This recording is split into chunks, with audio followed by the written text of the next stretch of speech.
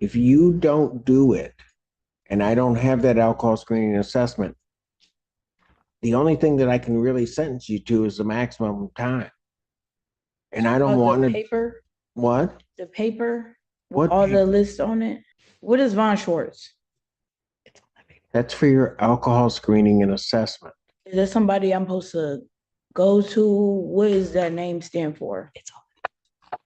That's somebody that you need to call to set up an appointment so that they can interview you and do an assessment.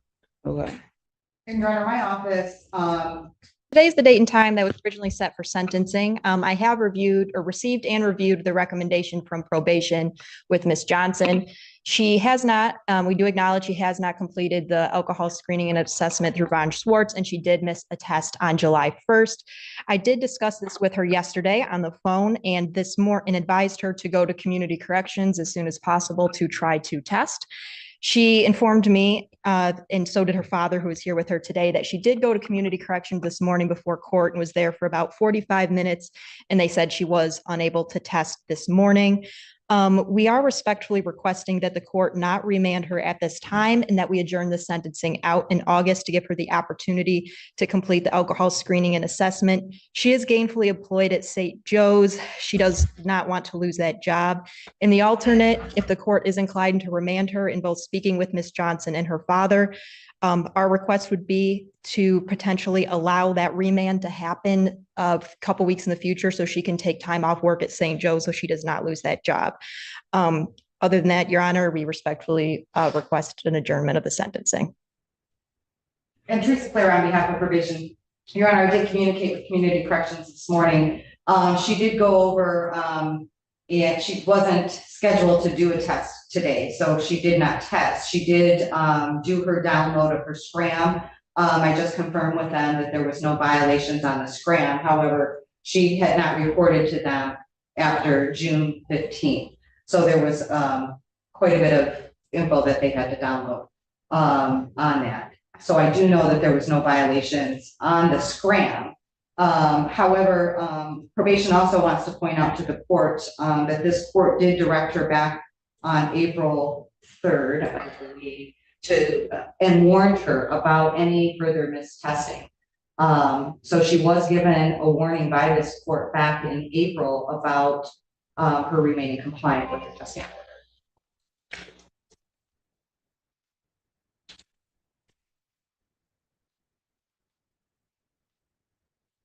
Why? Why what? Why'd you miss a test? I mean, I gave you a huge break back in April and just told you, just don't miss the test. You remember that, right? Yeah. And then when you pled, why didn't you do your alcohol screening and assessment? Forgot to print it out. What? I said I forgot to print it out. Oh.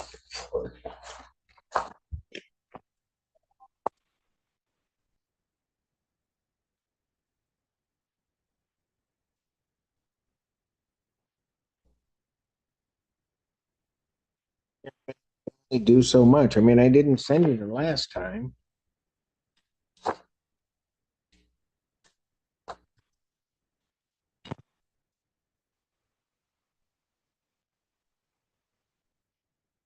I'll re-refer to defendant to Von Schwartz for completion of her alcohol screening and assessment. Young lady, understand something. If you don't do it, and I don't have that alcohol screening and assessment, the only thing that I can really sentence you to is the maximum time. And I don't want The to. paper, What? the paper with What all paper? the lists on it. What is Von Schwartz? That's for your alcohol screening and assessment. Is that somebody I'm supposed to go to? What does that name stand for? That's somebody that you need to call to set up an appointment so that they can interview you and do an assessment. Okay. And Your Honor, my office, I know that the clerk's office sends things out. My office also sent an email to her on June 5th, which gave her the packet and the information for the alcohol assessment in addition to the information to complete the victim's impact.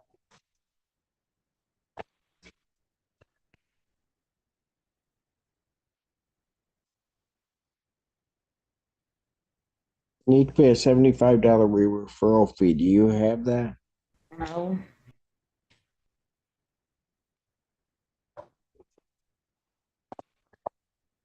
Adjourner sentenced at August 28, 2024, 9 a.m. Young lady, you are leaving me with no options. And I have a feeling that if you don't follow this, that I'm going to end up sending you for the maximum time. I don't want to do that.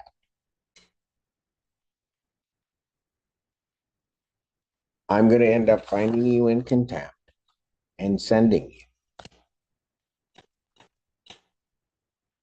So in this, I'm going to, for the bond violation, I'm going to remand her for 3 days. Washtenaw County Jail for the bond violation. Defendant's remanded. Just go. Is that Dad? Yes, Your Honor. Get her bag. Dad, hang on one second. Go ahead, take her bag.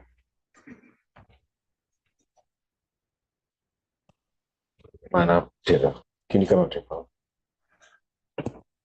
What's your name, sir? Tony Johnson. Okay.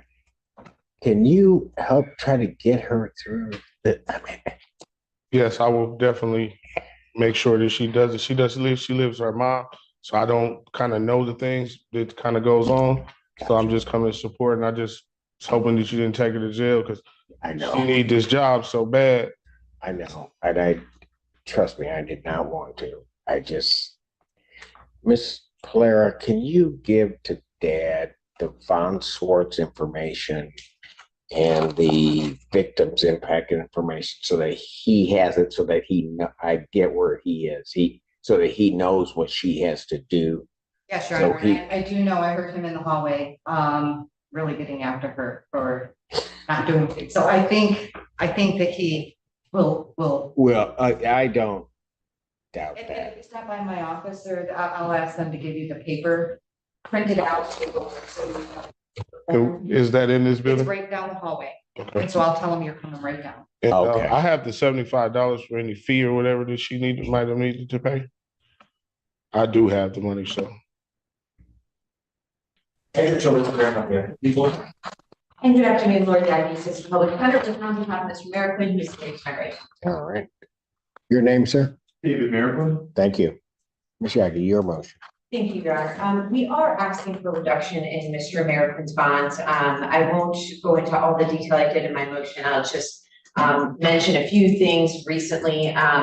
Obviously, I know the court's well aware he's been in jail for quite some time. And the biggest thing that I wanted to highlight today are the changes that have taken place during his incarceration. I think one of the biggest ones is his meetings with EMH, his medication. He's now stable on his long-acting medication, injectable. I've been in touch with his sponsor and his parents, all of whom are very supportive. His sponsor told me that he has a great network of people. His sponsor's name is Patrick, and Patrick told me that both Patrick and Mr. Merrick have a network of people, a sober network of people.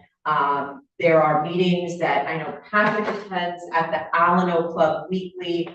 There are also Zoom option meetings that they've been talking about. I know Mr. Merrick has interest in going to the Alano Club for the meetings with Patrick, weekly meetings.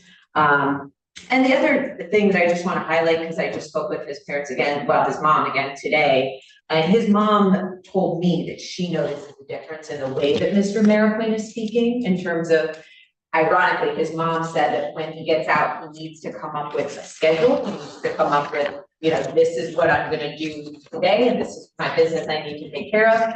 And she's already been talking to him about that, and she told me that Mr. Merrick is actually nervous about messing up, and he actually really wants to do what he's supposed to do. And she told me that that's a difference, because if he really is motivated and nervous and wanting to prove that he can do it and he will comply, she thinks that's a good sign. And so she, that's something she shared with me today. And she basically has been talking with him about that plan moving forward.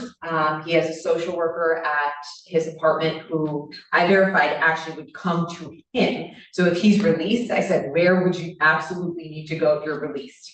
And it's his apartment, and his social worker could come visit, or social worker, caseworker, whatever. Yes. Yeah, would come to his apartment to sort out his housing issue, try to, get that payment, get that sorted out. And then, that would be step one, and then the meetings, would be step two. But it does seem like he is in a much better place now than he was previously. All right, and his housing is in place? His apartment is in place. His mom was there this week, and yes. All right. Response. All right. Samariquin, it's like you've been here forever. I get to take a seat, Your Honor. Yeah. Take a seat. Yeah.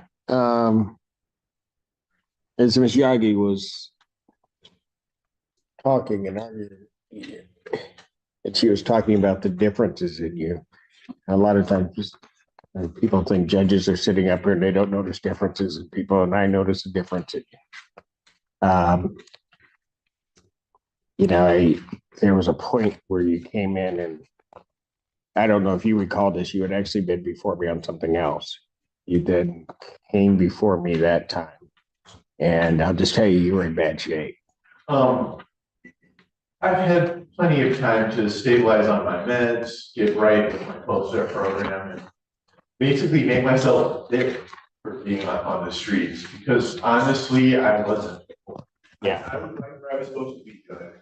Yeah. And right now, it's like, I feel like if I'm released, whatever the conditions are, I'll be able to meet them because I'm competent and I'm sober, and I'm working the program. All right. How many AANA meetings do you go to? I prefer to go every day, but if I'm on home confinement, I could see shaving that number down just a little bit, because it's kind of hard to get a hold of Mr. Casey every day, Right. I just kind of leave to go to my meeting or wherever I want to go whenever I can get a hold of him. So it's like, 2-3 times a week would probably be just as good as 7. Well, maybe. Let me ask you this. Do you think you need home confinement? Honestly, like, No, David, be honest with me. I mean, here's what I want. I would like to release you, but I want you to be a success. That's the most important thing to me. So do you want to know the truth of the question you just asked? Yes. If you release me without home confinement, you may as well leave me. Gotcha. You know what? No, I know. And I do plan on, if there were home confinement granted, to comply with it. To not tell Mr. Casey I'm going somewhere and then go somewhere else like I did before. yeah. Okay. You know what? I discovered that was not the way to go. You know what, David? You just gave me the answer to whether or not I should release you. Because I'm going to tell you, if I had asked you that question before, you would have lied to me. You would not have been able to bring yourself to tell me that you needed that. It was hard. It was hard to admit to Yeah. you and to myself. Yep. All right. Here's what I'm going to do. I'm going to, and I'm going to do it this way, Michelle. I think it's probably going to be the best way to do this. I'm going to release a defendant on a PR. I'm going to sign an order for home confinement GPS tether. I will then set another hearing date, but what I want to see is after he's had a chance to talk with his mother, his worker, they go through details and kind of get himself adjusted. I want an order or something in terms of a plan for how he's going to proceed. Okay. I think we're set for an exam on Tuesday. That's correct. Before who, me? No, Judge Freshour. Yeah, you're right. Thank you, sir. Perhaps we could sign me up for. double duty Perhaps, that day. what? Double duty that day. You mean double? Well, I'm in here for that. That comes to you. Tell you what, that's, well, no, I get what you're saying there, David. David, we're gonna do something a little bit different here, okay? Because your exam is set for this Tuesday, all right? It's before Judge Freshour. What I'm gonna do is I'm going to adjourn that preliminary examination to October 1st, but also before Judge Freshour. So I'm not changing the judge on that, okay? In the interim, that's going to allow Ms. Yagi to get the information that I just requested to me, allow you to settle in, figure out how you're going to do things, and allow Ms. Yagi to get an order to me prior to that point in time. Okay? That sound good? So it's like double duty, like you said, but it's just. Are you asking me if a PR bond and home confinement sounds good and then until October 1st? Well, right. You'll be on that till October 1st, but Ms. Yagi's going to get an order to me that's going to sort of structure what you're doing Sure. in the interim. Okay? Yeah, as long as I can get hold of Mr. Casey to go to my meetings, I'll go to all of them. Okay. And if I can't get a hold of anyone, here's the catch. I'm not gonna leave the house if I can't get a hold of them. Okay. So what I'm going to do is I'm going to set your bond at a $25,000 personal recognizance bond, GPS, home confinement prior to release. Okay. So as soon as they can get that on you, so it may not be till tomorrow, but as soon as they can get that on you, they'll release you. Ms. Yagi, I would expect an order within a week or 10 days. Okay. And that way, see it. And in the interim, I'm sure counsel, they'll be trying to work something out to try to resolve the case itself. So this may all work out for you. Okay, David? That'd be great.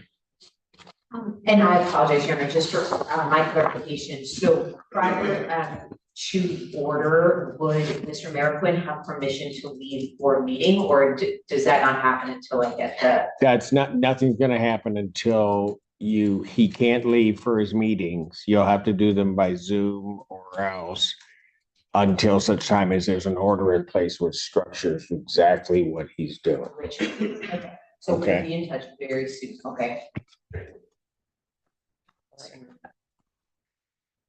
Thank you. And I'll let Judge Freshour know I took one off of her. I don't think she'll be upset. We'll see. Okay. Before this hearing began, it looked like just another routine courtroom case. A missed appointment, a missed test, a defendant asking for one more chance. But what happened inside this courtroom became a powerful reminder that second chances only matter when they're used. The judge didn't send her to jail because of one mistake. She sent a message about responsibility. After multiple warnings, multiple opportunities, and clear instructions, the court reached a point where promises were no longer enough. Actions were required. And that's what makes this case so compelling. At first, the defendant seemed to believe there would always be another extension, another delay, another opportunity to fix things later. But the courtroom doesn't operate on later. It operates on accountability. Then came the moment nobody expected. As the defendant was being taken away, her father stepped forward. Not with excuses, not with anger, but with concern. You could hear the disappointment in his voice and the determination to help his daughter get back on track. That emotional exchange completely changed the atmosphere in the courtroom. Because underneath every case file is a real family. A father hoping his daughter succeeds. A judge hoping a defendant learns from a mistake before it's too late. And a young woman now facing the consequences of choices she can no longer ignore. But the story didn't end there. The second hearing showed something very different. A defendant who admitted his struggles. A man who acknowledged his mistakes. And most importantly, someone willing to tell the truth even when it wasn't the easy answer. That honesty changed everything. Instead of making excuses, he admitted he needed structure. He admitted he needed help. And in that moment, the judge saw something she hadn't seen before: genuine growth. One defendant lost her freedom because she ignored repeated chances. Another gained his freedom because he finally accepted responsibility. Same courtroom, same judge, two completely different outcomes. And that's the lesson from today's case. The justice system isn't only about punishment. It's about choices. Every decision matters. Every warning matters. And sometimes the smallest choices can completely change the direction of a person's life. What do you think? Did the judge make the right call by jailing the first defendant for violating the court's orders? Or should she have received yet another chance? And do you think the second defendant truly earned his release? Or was the judge taking a risk? Leave your thoughts in the comments below. If you enjoy real courtroom moments, powerful legal stories, and dramatic judge decisions that reveal the human side of justice, make sure to subscribe and turn on notifications so you never miss our next case. Because the next courtroom lesson could be even more shocking than this one. Clapperboard, thanks for watching, and we'll see you in the next courtroom showdown.